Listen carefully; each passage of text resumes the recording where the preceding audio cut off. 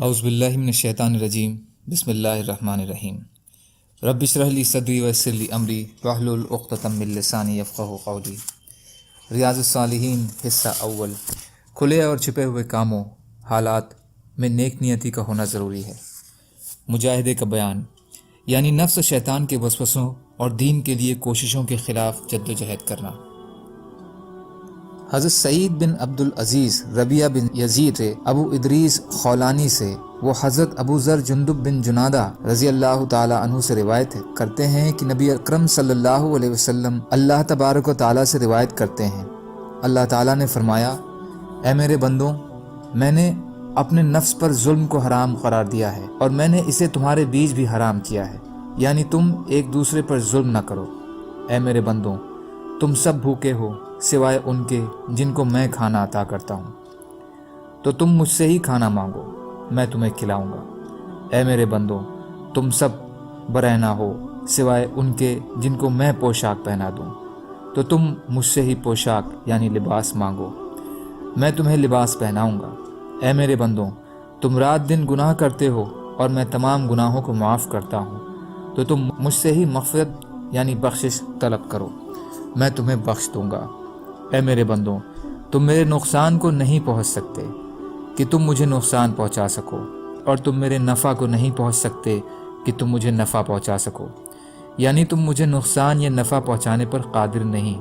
اے میرے بندوں، اگر تمہارا اول اور آخر، تمہارے انسان اور جنات سب اس آدمی کی طرح ہو جائیں جس کے دل میں تم میں سے سب سے زیادہ اللہ کا ڈر ہے، تو یہ بات میری بادشاہی میں کوئی اضافہ نہیں کرتی۔ اے میرے بندوں، اگر تمہارے اول اور آخر انسان اور جنات اس انسان کی طرح ہو جائیں جو تم میں سے سب سے زیادہ نافرمان اور دشت ہے، تو یہ چیز میری بادشاہی میں کوئی کمی نہیں کرتی۔ اے میرے بندوں، اگر تمہارے پہلے اور پچھلے انس اور جن سب ایک کھلے میدان میں جمع ہو کر مجھ سے سوال کریں اور میں ہر ایک کو اس کے سوال کے مطابق عطا کر دوں، تو اس سے میرے خزانوں میں اتنی ہی کمی ہوگی جتنی کمی سوئی کو سمندر میں ڈال کر نکالنے میں سمندر کے پانی میں ہوتی ہے۔ اے میرے بندوں، یقیناً تمہارے اعمال ہیں جن کو میں تمہارے لیے گن کر رکھتا ہوں، پھر تمہیں ان کا پورا بدلہ دیتا ہوں۔ عطا جو بھلائی پائے وہ اللہ کی حمد و ثنا کرے، اور جو اس کے علاوہ پائے تو وہ اپنے ہی نفس کو ملامت کرے۔ سعید بن عبد العزیز رضی اللہ تعالیٰ عنہ کہتے ہیں کہ ابو ادریس خولانی رحمۃ اللہ علیہ جب بھی یہ حدیث بیان کرتے تو اپنے گھٹنوں کے بل گر پڑتے۔ روایت کیا اس کو مسلم نے، اور ہم نے امام احمد رحمۃ اللہ علیہ سے روایت کیا۔ انہوں نے کہا، اہل شام کے پاس اس سے زیادہ عظمت والی حدیث نہیں ہے۔ فائدہ، اس میں اللہ تعالیٰ کی قدرت اور طاقت کا بیان ہے، اس لیے ہر چیز صرف اسی سے مانگی جائے۔ ہدایت سے لے کر رزق تک ہر چیز کے خزانے اسی کے پاس ہیں، اور خزانے بھی ایسے اپار کہ جن میں کبھی کمی نہیں ہوتی۔